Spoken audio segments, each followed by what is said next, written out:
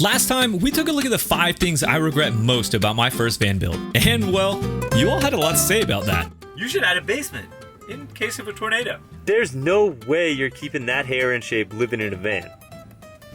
Thanks? 100 amps?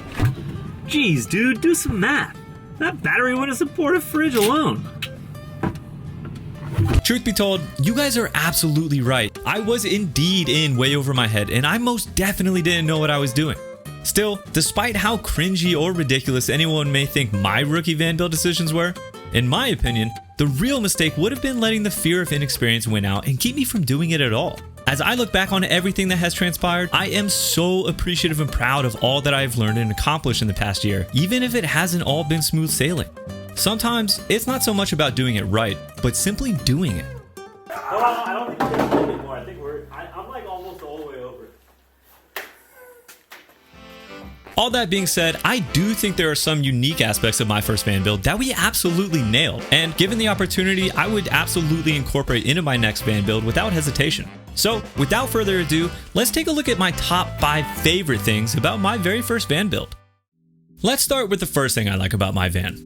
The fact that, well, it's a van. Sure, RVs may seem tempting at first glance, and if I was looking to plug in at KOAs across the country, they'd probably be my first choice. But I'm happy to forego plumbing and cable hookups for something custom built that better serves my needs. Besides, people are statistically 24.75% more likely to call the cops on an RV in their neighborhood than a work van.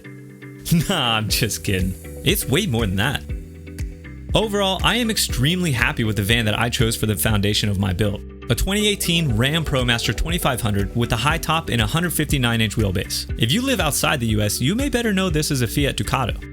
Now, there are infinite articles and forums on the internet expounding on the mileage, reliability, and cost of maintenance of ProMasters for Sprinters, Transits, Econolines, etc. And it's really easy to get caught up in this, as depending on what forum you're in, whose experience you trust, or even what comment you read in this video, you're going to get a completely different answer to the question, what van should I buy? And don't get me wrong, I did this too, which is why I think it's funny that after all that research, I ended up making my decision mostly based on dimensions. It's kind of like the story of Goldilocks and the 3 Bears. The middle-sized ProMaster was just the right fit. With this size, I was not only confident I could fit everything I needed inside the van and live comfortably, but also that it would handle with ease, which is a really big deal since it's my daily driver as well. Nowadays, each time I run out for a quick errand, I am constantly reminded just how happy I am not to be in a school bus or big RV, as I can make U-turns with ease, park in regular parking spaces, and get down some pretty gnarly dirt roads that larger vehicles would struggle with. Alright, let's move to the interior starting from the front and move our way back. One of the very first things we installed in this van is still one of my absolute favorites that I use every single day. These seat brackets that allow me to rotate the driver and passenger seat 180 degrees. These swivel seats were difficult to find, easy to install, and absolutely essential to making the most out of my small footprint. I know, big deal. I can turn my chairs around. But you really have to be living in it to appreciate just how much different the space feels inside simply by rotating both chairs. That and these 2 seats are the most comfortable spots to sit in the van, so having use of them for more than just driving is key. Swivel seats are especially important when having guests in the van, and I'm really happy that I did both seats so that whoever else I have on board can enjoy the quality chair. The brackets I used, which I'll link below, cost $200 a pop and are worth every single penny. In addition to giving your seats the ability to swivel, these brackets also raise your overall riding height by about 2 inches, and although I prefer the slightly lower seating position, I still find myself quite comfortable while driving. In the ProMaster, you'll notice that when turned around, these brackets do create quite a significant gap between your feet and the ground, but that was a pretty easy fix. For the driver's side, we conveniently placed the power box below in what normally would be dead space, which then also doubled as a footrest. And on the shotgun side, I'm using this cooler that I store dry food in to do the same. I know, that's one heck of an expensive footrest, but hey, it works. Speaking of work, Did you guys know I create these videos right here in the van? more specifically, I create these videos right here at my very own custom desk, designed by my buddy Johnny over the Crafted Workshop channel. This workstation has been an absolute godsend for me, as I no longer have to go into a town, into a cafe, find power, fight for seating. now, I don't imagine you've ever spent 12 hours in a Starbucks, but take it from someone who has. It is surprisingly loud in there, which makes it very difficult to work for any sort of extended time. Needless to say, this workstation is one of the most important parts of my entire build, as it allows me to sustainably stay on the road while working. To construct the desktop, Johnny had the clever idea of combining two stair steps back to back, although you would never know it was two pieces just by looking at it. It was important to us that, like everything else in the van, the desk be extremely sturdy. We secured it by mounting the top directly to my workbench, supporting the corner with a galvanized pipe, and attaching it to the wall using an angle bracket. The trickiest and most important part of the desk, however, was making sure that this desk was in the optimal position for me while seated at it so that I could comfortably work at it for hours. And since we weren't making it adjustable, we only had one shot to get this right. We measured, remeasured, and dry fitted until we were absolutely certain we had it perfect. And after a few hundred hours of work, I can certainly say that we nailed it. To finish up, Seth wired in this awesome USB-C hub conveniently located right underneath to power up my laptop and internet. Though this wasn't a complicated build, this workspace has been an absolute game changer for my productivity on the road. Having my own workspace where I'm comfortable and can control the environment is really key in tapping into my creativity for videos. Not to mention having the ability to have silence in the van when recording my voiceovers. Or maybe even a little afternoon work break. I'm a firm believer that I can accomplish anything, assuming I've had a good night's rest. However, this was really difficult to come by while living out of my car and sleeping in a tent, as I didn't have a lot of say in what my sleeping situation was. Between animals, wind, rain, loud people, sloped ground, you name it, every night was a roll of the dice as to just how well I would sleep, and it wore on me more than just about any other aspect of living out of my car. Nowadays, I sleep like a champ every single night thanks to this big old bed in the back of my van. If you were wondering, I decided against sleeping side to side in the van, as doing so would have been really tight, and after a couple years of inconsistent sleep, I was unwilling to compromise on anything with this bed. The problem with this though is that to sleep lengthwise causes the bed to cover up more precious floor space. Lucky for us, we had a plan that would provide the best of both worlds. I got the idea from watching, well, a YouTube video of all things.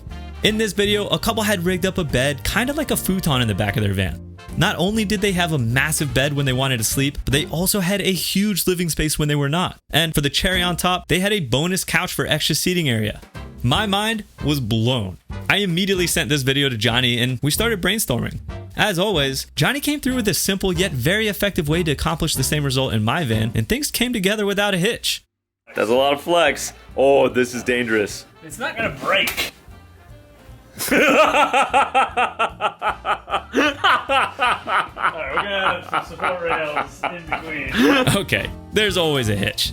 My bed platform is made up of 2 sheets of plywood connected by piano hinges which rest on rails that run down the side of my van and mount to the furring strips in the wall.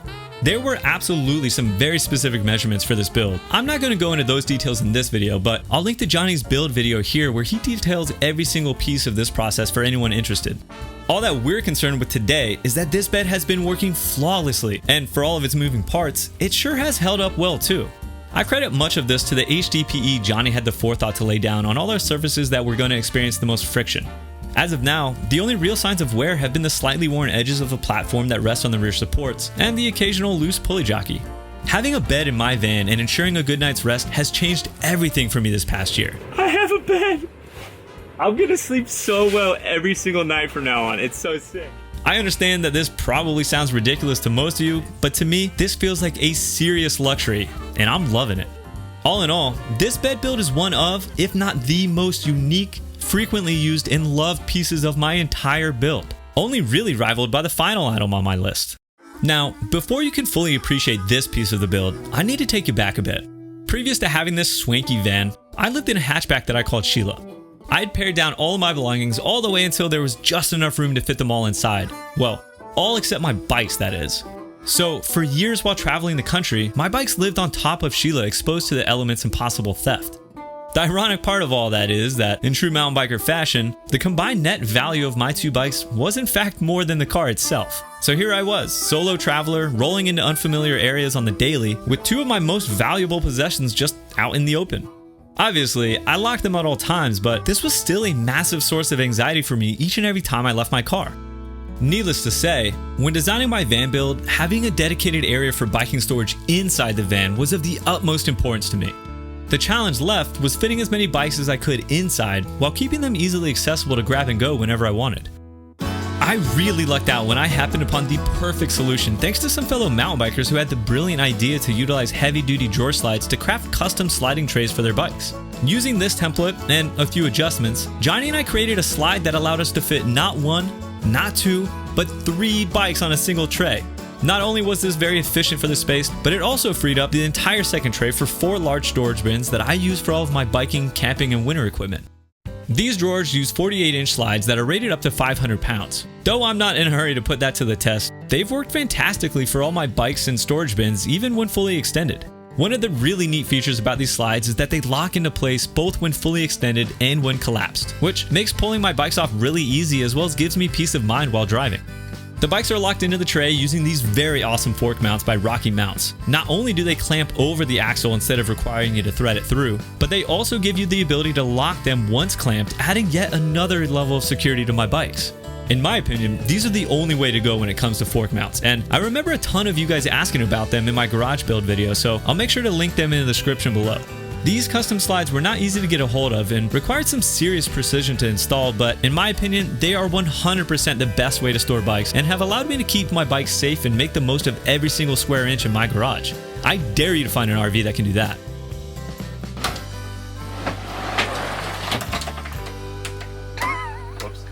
You kind of ruined that one. But I got it in so good. Smooth move, X-Lax. Alright, we'll do it again. So you just act like that one didn't happen. This is the inaugural. Shit. As you all understand by now, this band is forever a work in progress as I'm constantly discovering new challenges that require creative solutions on the road. But hey, that's part of the fun. And for anyone that's watching this video thinking you have to know exactly what you're doing from the start, first off, no, you don't. And second, I highly recommend going to take a peek at my other video where I discuss my top 5 mistakes. Finally, I know you guys are all anxiously awaiting the video of my most recent van renovation, but it's gonna have to wait yet another week as it was just too awesome and big to cram into this one. Trust me though, it's definitely gonna be worth the wait. Before we end, I'd like to give a special shout out to all of my patrons. These videos take a lot of time and effort to create, and the support from these patrons make these free videos possible for everyone else on YouTube to enjoy, which is pretty awesome if you ask me. Anyway, that's it for today. Thank you all for watching. I really hope you enjoyed it, and until I see you guys next time, you know what to do.